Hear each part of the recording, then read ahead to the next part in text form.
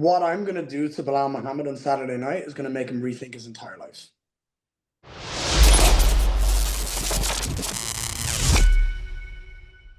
Chisanga Malata here with the former Cage Warriors welterweight champion, surging UFC welterweight contender, but as I just said 2 minutes ago, also known as Mr. Worldwide because he's jetting off, headlining around the world, this time in Qatar on Saturday night. Of course, I'm talking about the one, the only Ian, the future Mahado Garry. Ian, how are you doing? I'm phenomenal. I'm very excited to be in Qatar, and I'm very excited for a massive fight this weekend. No, that's good. We're excited to see it as well. I touched on it briefly there. Second UFC main event, second international event. How excited are you? I mean, this is something that you envisaged for a very long time, but now that it's coming to fruition, how are you enjoying it? This is my first time fighting in the UFC outside of America, and I couldn't be happier. The travel and the experience of seeing different cities, different places, different cultures, different religions is something that I love for. And I love traveling. I love seeing the more places around the world. To be able to come here and put on a show for the fans of Qatar and cement myself as the next contender for that belt is going to be an absolute pleasure and an honor. And I should have said this at the top of the interview. Happy birthday, by the way. It was I appreciate it. Thank you. earlier this Thank week. you, dude. 27 years young. I wish I was 27. 28. 28. 28? 28? Yeah, Okay, fair 28. enough. We're getting there. Slowly creeping up. Fair enough. We touched on it there. Obviously, you're facing a former champion. In on paper and given the standing on this card, this is the biggest fight of your career, right? Absolutely. 100%. It's the biggest fight in my career, but it's not the most dangerous. I don't think he possesses anywhere near the dangers that opponents in the past have brought to me. This guy is tough, he's durable, he's good, but I don't think he's that tough to beat. Fair enough. So you don't think he has Canelo hands then? I mean, what would you say? Yeah, I'm not the international mixed martial artist who's being interviewed. So I would say I will tell you this right here, right now. I will make a deal with Belal Muhammad that I won't kick him, nothing. I will just stand and box with him. And I promise you, after a minute and 30 seconds, his face will look like a red light. It will just be bruised up, battered, and red from blood. There is no one in the world that can outbox me. It's not possible. And you're rounding out this mini welterweight tournament that's taken place over the last 2 weeks. Obviously, there were three big fights that took place last weekend. I was cage side for them. First of all, what did you make of the performances from the contenders, Michael Morales and Carlos Prates? First thing you said was that there was a mini tournament. I love that because I don't see it as a tournament. I don't at all. When I knock out Belal Muhammad this weekend, everything that happened last week is irrelevant. And those guys, they did great. They did exactly what they needed to. They did perfect jobs. However, I'm going to make their work irrelevant when I knock out Belal this weekend. Do you think that almost puts a bit more pressure on you? I know you always look to go for the finish anyway. Like I've spoken to you for several years. I know that's at the forefront of your mind. But given the emphatic statements that both men made, do you feel that there's a little bit more pressure on you to deliver this? No, I don't. I understand the question and the fact that they both got a second round and a first round knockout. No, it doesn't actually, because if you think about it, right, and you break it down, Belal knocked out Sean Brady, who Morales beat. Belal absolutely ragdolled Leon Edwards, who Prates beat. So Belal is the best of the three, and I am the best of the challenging opponents. So when I knock out Belal Muhammad, it's undeniable that I am next. I see. There's no pressure. There is no weight. There's no nothing. My job on Saturday night is to prove that I'm the greatest welterweight walking the planet right now, and Belal is just the person who's in front of me that I have to show the world that. It's also a warm-up for Islam Makhachev because he's a worse version of Islam. So it'll get the world ready for what's to come. You lead me on to my next question, leading me by the arm into my next question there. It's kind of what I do to most people, even with fighting. It's just I put them where I want them. Fair enough. You bring up the new champion. You actually kind of have taken the next question out of my mouth. I was about to say, stylistically, it is a good warm up for what is to come in Islam. Stylistically, how do you think you match up with Islam? And what did you make of the performance against JDM last Saturday?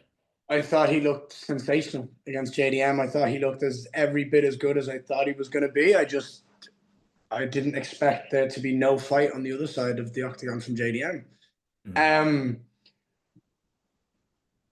Islam is better everywhere than Belal. Yeah. However, they have a different pressure. Islam is not the pressure cooker fighter that Belal is. And that brings Belal success. Islam is far cleaner on the feet, but he sticks to one stance and stays in southpaw. I'm undefeated against southpaws.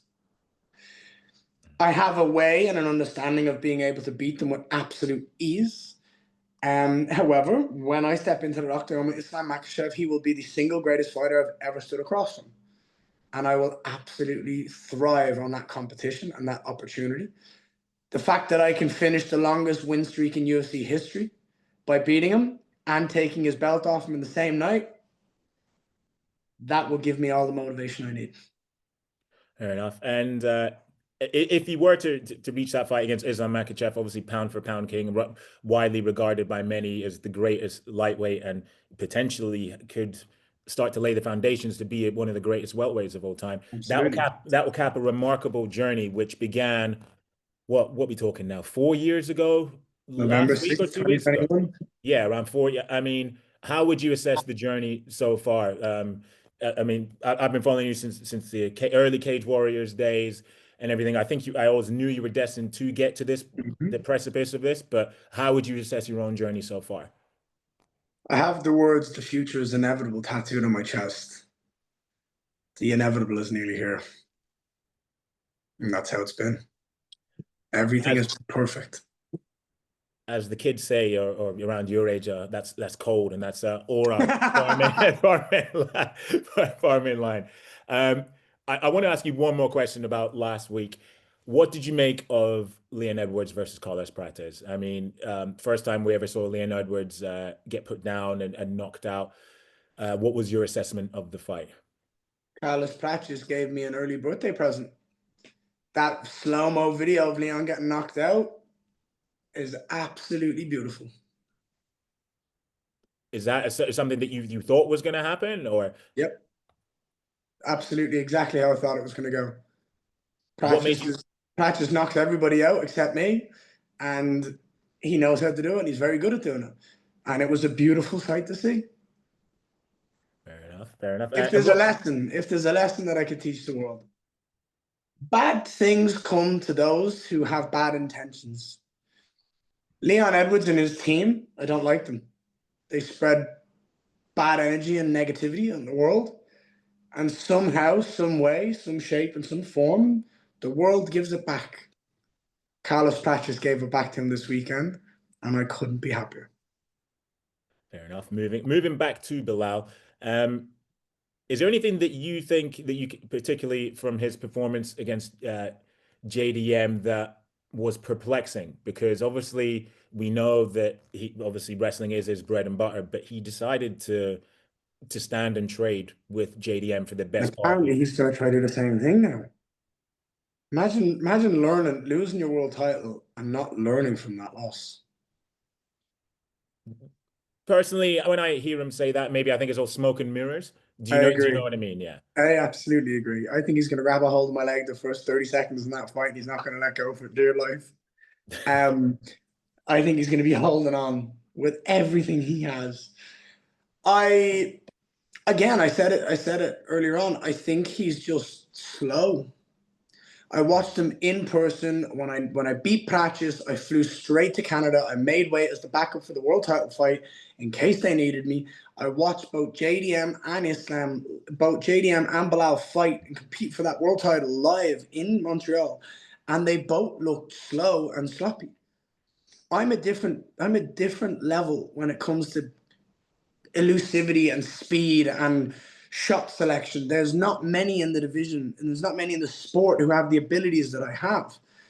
When I step in front of Belal, he's never going to seen or felt somebody with the speed, the vision, and the awareness that I have. It's not possible. It's not a thing. You can't train it. You can't get people that have it. I am one of one. Yeah. With Belal, obviously he's looking to get back into the win column and into title contention. So I kind of think this is the most dangerous time you could be facing him. But at the same time, if you do make a statement against him, that will boost your claim for a title shot tenfold, if you know what I mean. I'm going to hit you with a hypothetical here that I think you're going to get. In some alternate world that Belal Muhammad does go out there and beats me, he's still not getting a world title shot. There's no way. There's no chance. Well, I mean, he is managed by Islam's manager, so there's that. There's no way.